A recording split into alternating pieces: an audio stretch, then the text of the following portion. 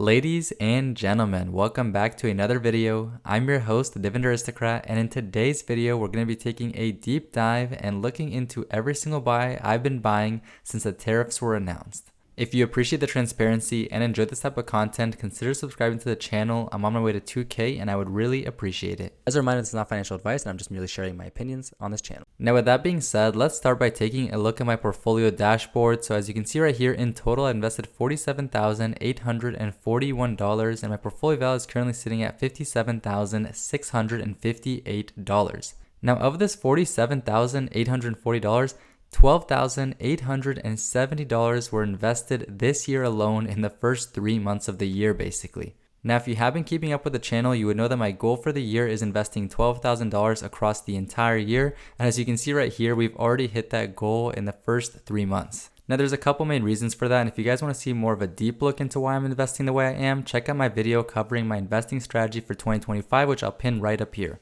But in general, last year I didn't hit my goal of investing $12,000, so one thing is I want to make sure I'm hitting it this year no matter what, and the other thing is last year I was very hesitant about investing in specific stocks. I thought the prices were too high, and this year I want to make sure I'm taking advantage of every single opportunity I can find. Now if that means that maybe I'm being a little bit too aggressive right now, that's totally okay because I do still have a cash position on the side, but over the next year or so I'm going to be investing much more heavily than the next couple years coming forward. What I'm trying to say is I won't be surprised if in 2026 and 2027 I invest less than this year because I have a lot of money stacked up from 2024 and 2023 that I rolled over into 2025. Now my unrealized gain is currently sitting at $9,816. My total return is at 20.52%, with my dividend earned so far being $1,635 and my yearly projected income or my dividends going forward every single year at $937.53. Now as I mentioned before, my cash position is listed right here at $9,600, give or take. I probably have to fix that up just a little bit. And my total holdings are 22 right now, though I do want to bring that down towards 18 if I can.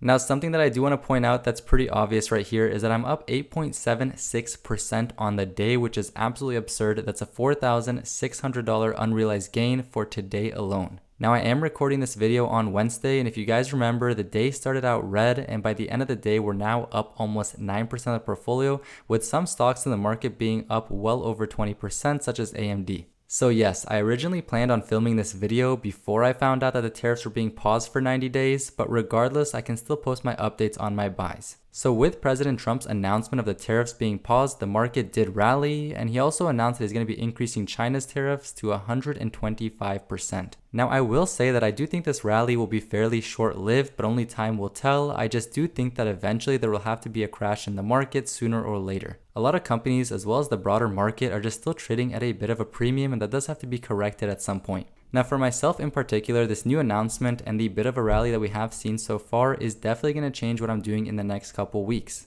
Now while the market was pulling back up until today, I was continuously investing more funds into stocks within my portfolio that I believe were either fairly or low valued. But with today's pump and the potential for the stock market to continue trekking upwards over the next week or so, I probably won't be investing in any individual companies because I think I bought more than enough for the time being. As a reminder, my goal is $1,000 per month and I'm currently at $12,870 for 3 months, so about $4,000 per month right now. Now my strategy is going to remain the same as it was before. I'm going to continue doing my weekly buys into both VOO and SCHD, and if I see any good opportunities, I'll buy more heavily into individual companies as well. I don't feel bad taking my foot off the gas if stock prices do start trending upwards because I already feel like I've invested heavily enough for the time being. Now, if the market does trend down again, then I will be investing in individual companies heavily, but only time will tell, and stay tuned to the channel. I'll be posting updates here, and also join my free Patreon where I try to post updates on some of my purchases when I get the chance. Taking a quick look at my monthly breakdown section, you guys can see how I've distributed my investments in the first couple months of the year.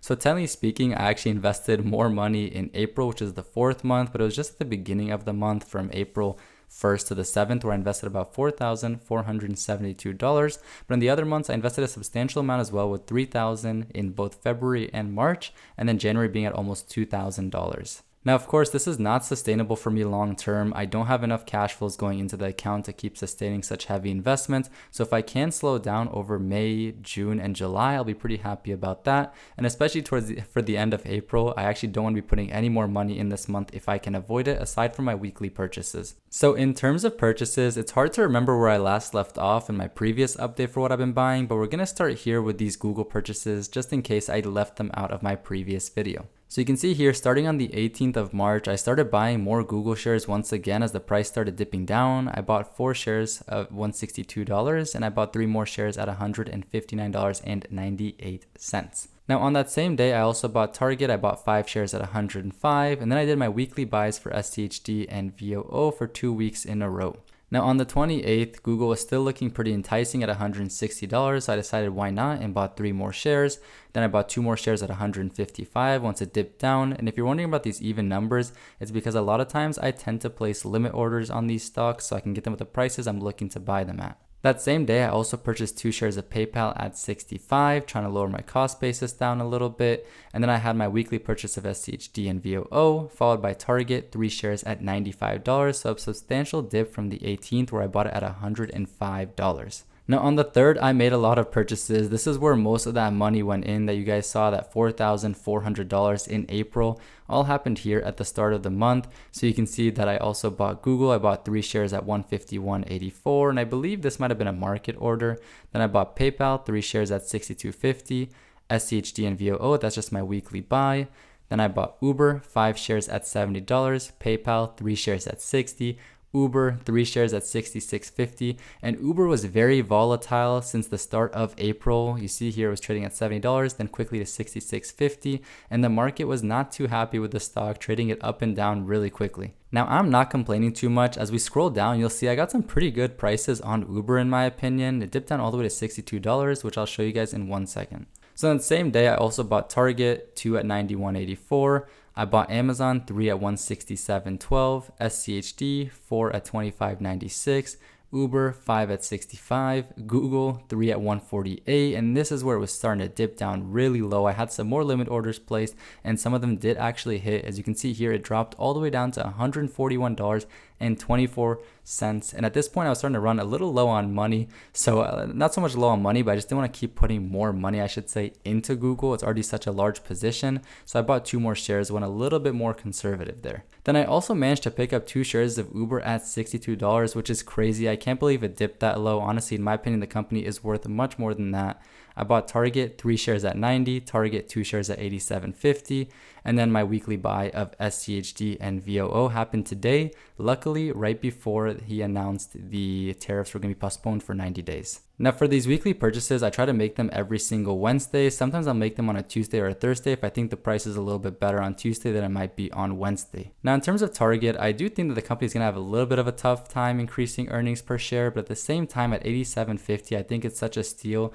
And my big bet here is that if tariffs do blow over or get postponed, Target should probably soar pretty decently, at least to $105 to $110, while the investors wait to see how they do on their next earnings report. So as you can see right here, I've just had a ton of purchases that I've been doing recently, and I would not mind to slow it down just a little bit. It's been pretty overwhelming with how much stuff has been going on in the market, trying to keep track of it all. If you guys do like the transparency and you like seeing my exact purchases, leave a like on the video. I would really appreciate it. So I do want to try to keep this video a little bit more casual and also a little bit shorter because I just want to update you guys on my recent purchases, but I thought we could check out my pie section just really quickly to show you guys what's been going on with my allocations for each stock. So this pie right here, all it does is it breaks down this target allocation, the 50% into key to success, which is the ETFs, they're the foundation of my portfolio, 40% to divine dividends, which is my blue chip dividend growth stocks, and then 10% into miscellaneous, which is just any category that doesn't include these two. So right now I have $57,000 invested directly into stocks, and I have about $9,000 sitting on the side in a money market fund within that investment account. That puts the proportion at 14.3% cash and 85.7% stocks. Now I usually don't like keeping this much cash on the side, but with the crazy prices we've been seeing in the market and the crazy times we've been in, I think it's better to be just a little bit more safe just in case.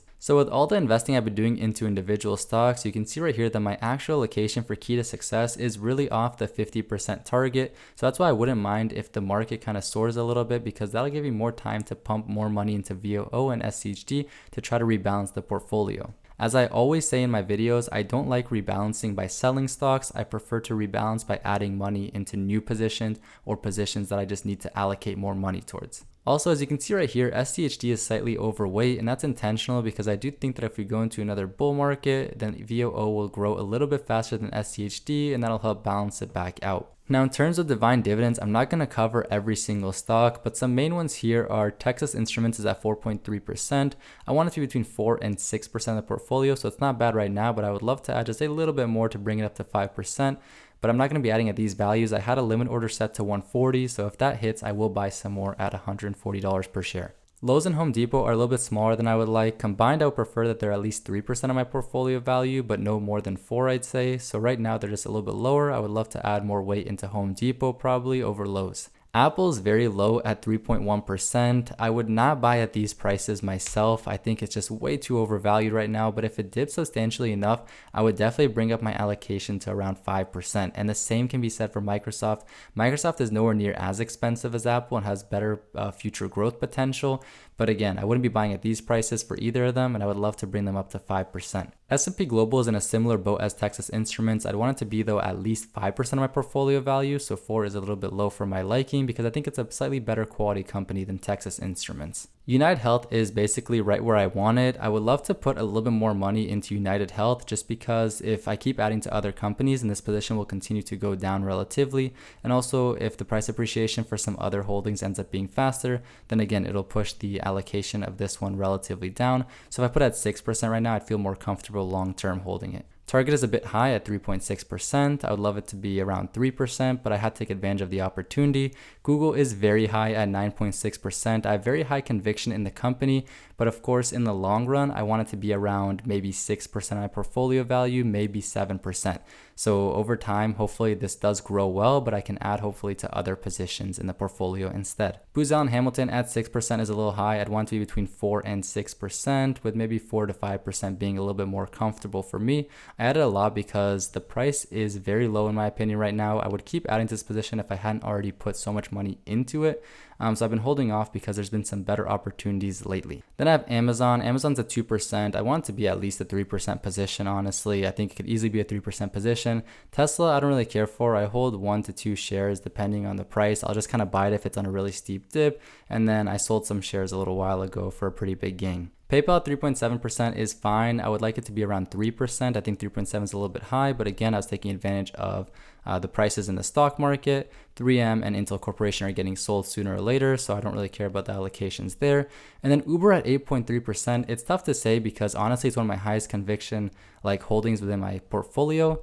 At the same time, 8.3% is a little bit high for individual stocks. So again, maybe closer to 6-7% of my portfolio, especially since it doesn't pay a dividend, maybe closer to 5% because of that. As always, that does bring us to the end of today's video. I really hope you guys enjoyed taking a look at all the stocks I've been buying these past couple weeks. It has been absolutely crazy in the market. If you did make it this far into the video, comment down below which stocks you've been buying. I would love to know. And also, if you haven't been buying stocks or you've been holding off for a little while, let me know what your hesitations were and why you decided not to purchase stocks during this downturn. If you haven't yet watched my latest video where I talk about my dividend income for the month of March, check out this video right here. It was my highest month of dividends I've ever earned. And if you want to see my stock analysis on General Dynamics Corporation, check out this video right here. Remember, the best time to invest was 10 years ago. The second best time is today. I want to thank every single one of you guys for watching, and I will see you in the next one.